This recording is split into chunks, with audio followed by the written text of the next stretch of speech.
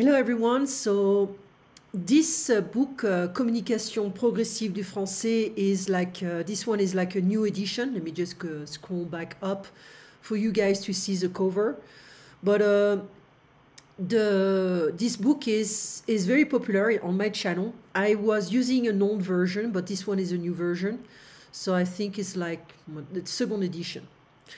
It's my favorite book for beginners, intermediate, advanced. I like to use this because I can talk about grammar, I can talk about vocabulary, and I can use different dialogues.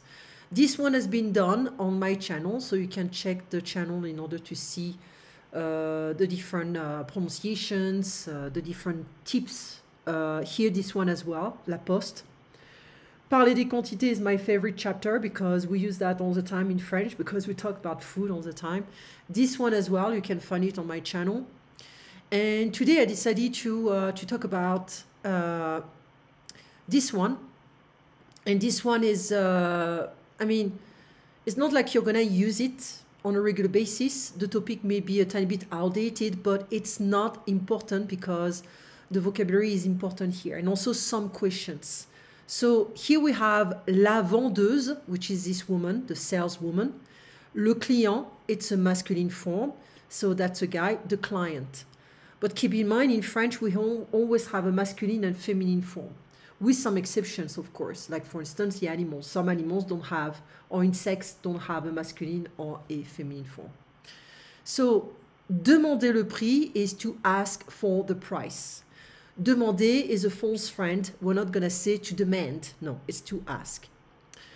In this chapter, we're going to talk about renseigner, that means to inform, and informer is to inform as well.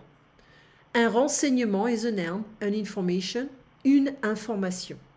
So both nouns means an information. That's going to be for later. So, dans une papeterie, so we need to say it fast in French, dans une papeterie, papeterie. It's like in a stationery store. And here we have a guy who wants to buy a fountain pen. So this is kind of a rechargeable pen with a cartridge inside. It can be blue or black. I think there's red as well, or green maybe nowadays. So, la vendeuse. So it's in the stationery store. La vendeuse, the saleswoman. Le client is the client. So, hello, sir. So let me just read it in French before translating. Bonjour, monsieur, je peux vous renseigner? Oui, je voudrais voir les stylos à plumes, s'il vous plaît. Oui, vous voulez mettre combien? Je ne sais pas, 40, 50 €, ça dépend. Alors, regardez ici. Ah, ce stylo est très joli, il fait combien? 75 €, monsieur. Et vous pouvez me dire le prix de ce stylo noir? Bien sûr, il fait 32 €. Et ce stylo bleu-là, tous ces stylos sont à 47 €. Alors, je vais prendre le bleu. C'est pour offrir? Oui, s'il vous plaît. C'est pour offrir. There's a small liaison here. Okay, so hello, sir. Literally, I can help you, I can inform you. Okay, that will be the literal translation. But in order to sound a little bit better in English, I'm going to say, can I help you? I can help you. Can I help you? Can I inform you? But literally is, I can inform you. Can I help you? Yes, I would like to see the fountain pens, please. Yes. You want to put how much? It's kind of ugly to hear that. But mettre is it's a nicer way of using the word to spend. So normally the verb to spend will be dépenser. I'm going to write it here. Dépenser. Okay, it's to spend money. So let's make it a little bit smaller because we don't need to have it too big. So, but literally, mettre is to put. Okay, so dépenser is to spend. So you want to spend how much? But in a nicer way will be, vous voulez mettre combien? I don't know, 40, 50 euros, it depends. So, alors, so, look here. So you're going to notice in French that là, you're going to see là, normally, literally, it means there. But it can also mean here. Okay, so that's confusing. But you're going to learn as a beginner or intermediate student that là means there, but it can also mean here. Okay, ici means here. So look here or look over here. Ah, this pen is very pretty. How much is it? Il fait combien? How much does it cost? So the French would say it does how much, which is again not really pretty in English. So how much does it cost?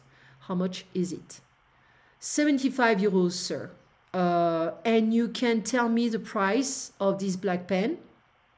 You can tell me, so you notice the pronoun is before the verb. That's going to be the object of the topic of another chapter because it's a big chapter. The price of this black pen. And the adjective is after the noun, but it can also be before the noun. It depends the adjective.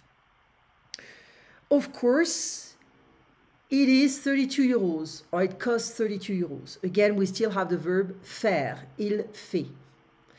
And this black pen, there, so we have an element of distance, a small distance. Imagine the black pen is right in front of me, and 30 centimeters away is the other pens, and I want to see the price. I want to know the price of these pens. So, and these pens, all these pens are 47 euros, but the French would say are at 47 euros, okay? It's not necessary in English, but in French, we're gonna use this preposition. So let me just come back here. And this blue pen, there, that will be the translation, and this blue pen here. You see, we can play between the there and the here, but là, keep in mind, I repeat many times because it's important, but là can have this meaning, the meaning of there or here. So all these pens are at 47 euros, but or costs 47 euros. So I'm gonna take the blue one. I'm gonna take the blue. But it will be better to say the blue one in English. This one is kind of challenging to translate. Literally, it's like it is to offer. Well, it's a gift, basically. C'est pour offrir. It's a question. Oui, s'il vous plaît. Yes, please. Okay. So I come back to this. Vous voulez mettre combien? We can say vous voulez dépenser combien? How much would you like to spend? Quel est votre budget? What is your budget? So here we have the use of the infinitive. So they say, let's just be careful. We have a conjugated verb. Je voudrais voir, je peux vous renseigner, vous voulez mettre combien, vous pouvez me dire, je vais prendre, vous pouvez répéter. So they say here, if the first verb is conjugated, the second one is will use an infinitive form. Let's be careful because we have some tenses. The first verb is conjugated and we have a past participle. Okay, so for beginners, that can be confusing, this rule. But here it works. So if we have je voudrais, vous voulez, vous pouvez, je peux, we can have an infinitive form. But let's be careful. There are exceptions here. I would like to see, I can help you or I can inform you.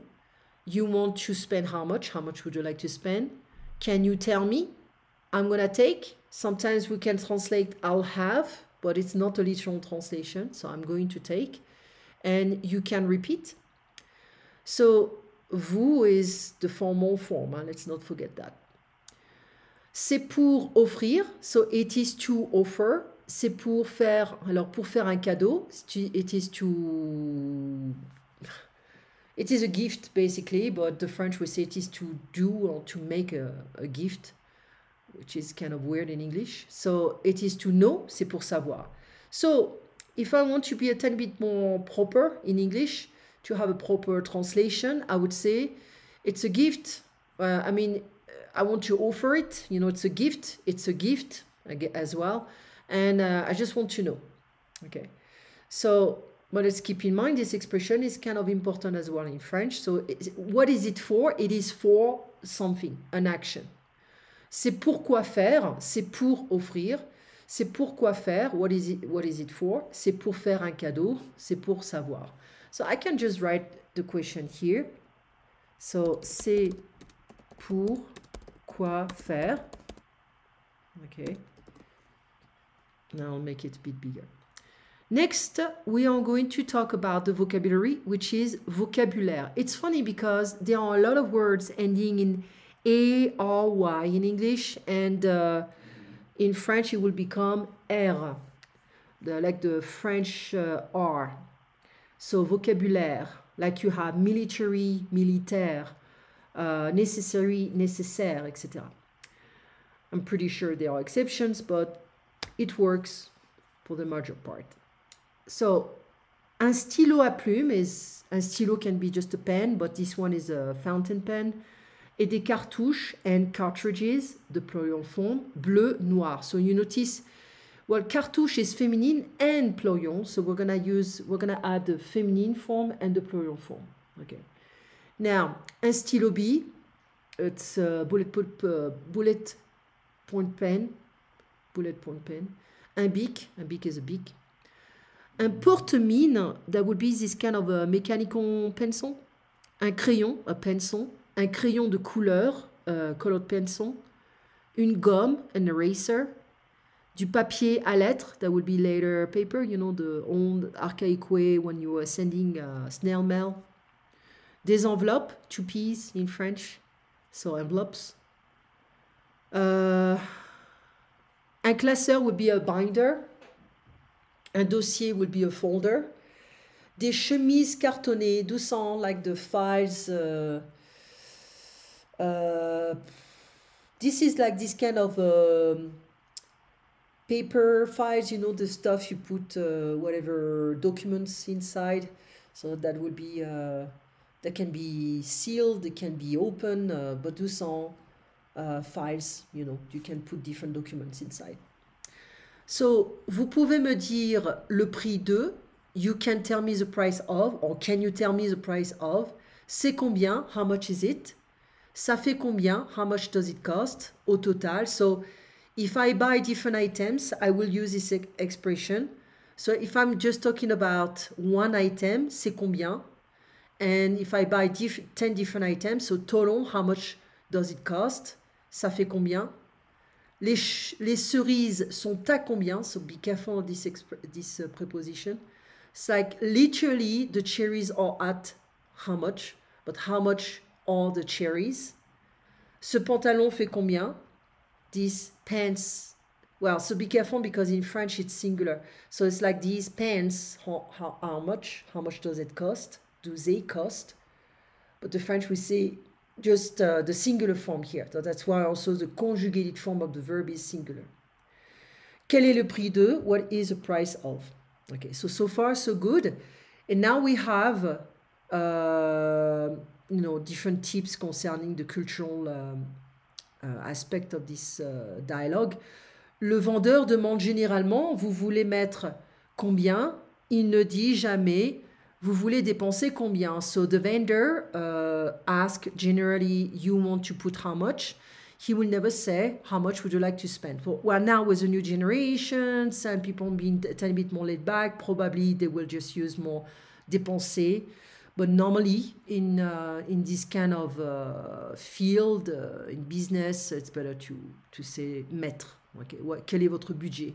We're a tiny bit more polite here. C'est pour offrir, so we saw it's like it is to offer, but it's a gift. C'est pour faire un cadeau, that means the same. C'est pour faire un cadeau. Je peux vous renseigner, can I inform you? Okay, can I help you? Je peux vous donner des informations, can I give you some information? Okay. So now, concerning the activities, le client sait exactement combien il veut dépenser. So the client knows exactly how much he wants to spend. No, he's like, well, yes, but I wouldn't say that too much. I mean, it's like 40, 50 euros approximately. But exactement, I wouldn't really agree with that. So my my answer will be more like full. He doesn't know exactly. I want to spend 40 euros. That's it. But it's like, it depends, 40, 50. So, le client n'aime pas le stylo à 75 euros. So, there was like a pen he really liked, but it was too expensive. I think it was the black one, or the blue one. Let me just check again. Yeah. Well, they don't give a color. And this pen is very pretty. Yes. How much is it? 75 euros, sir. And he's like, So, he doesn't like the 75 euro pen. No, he likes it, but it's too expensive. Il décide d'acheter un stylo bleu. He decides to buy a blue pen. Yep, yes. Le client veut faire un cadeau. The client wants to give a gift. He wants to offer this. Yes. So, now, we need to complete the dialogue. Vous voulez mettre combien? How much would you like to spend? Now we have, je vais prendre le classeur rouge. I'm gonna take the red binder. Je peux vous renseigner, can I inform you? Je voudrais voir les stylos à plume. I would like to see the fountain pen. Vous pouvez me dire le prix de ce porte-mine. Can you tell me the price of these mechanical pen? Now we need to choose the right answer. Je voudrais du papier à lettres. This is like the paper, what's the name? The paper later. Okay. L'enfant dessine avec un crayon de couleur. The child draws with a colored pencil. J'efface avec une gomme. I erase with an eraser. Il faut mettre un porte-mine. So, il faut un porte-mine. It's necessary to, we need, or I need a mechanical pen. Il faut is part of a different dialogue, I think. I think it was the second part of the quantities. You need to check that on the channel. And je mets les documents dans un dossier. I put the documents in a dossier, will be a folder. Okay. Now, we need to associate, so I'm going to just give you the answers. Vous pouvez me dire le prix de ce stylo. Can you tell me the price of this pen? Le stylo fait combien? How much is the pen? C'est combien? How much is it? Les enveloppes sont à combien? The envelopes sont en how much? So let's be careful on the verb sont. Ça fait combien? How much does it cost? Quel est le prix de ce stylo? What is the price of this pen? Okay. And if I want to order, I can just say, il me faut, je voudrais, je vais prendre, donnez-moi. I need, basically, it's not a literal translation, but I need, I would like, I'll have, or I'm going to take, give me. And it's a formal form. It's not casual here. Well, when I have time, I can go to the next chapter. That will be chapter 4, le chapitre 4, passer une commande. If you have any questions, or if you have any request, let me know, and I'll see if I can help you on this level. You have a nice day. Au revoir. À bientôt.